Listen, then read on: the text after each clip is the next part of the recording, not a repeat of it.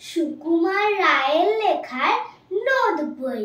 এই দেখো pencil, notebook এ হাতে, এই দেখো ভরা সব কিলবিল লেখাতে। ভালো কথা শুনি যে চটপট লিখি তাই, ফড়িংয়ের কথা ঠ্যাং আর শোলা কি খায়। আঙুলেতে আঠা দিলে কেন লাগে চটচট, কাতুকুতু দিলে গরু কেন করে ছটপট। দেখে শিখে পড়ে শুনে বসে মাথা ঘামিয়ে নিজে নিজে আগাগোড়া লিখে গেছি আমি। কান করে কতকত, পড়ে করে তন্তন, ওরে রামা ছুটতে আয়, নিয়ে আয় লণ্ঠন।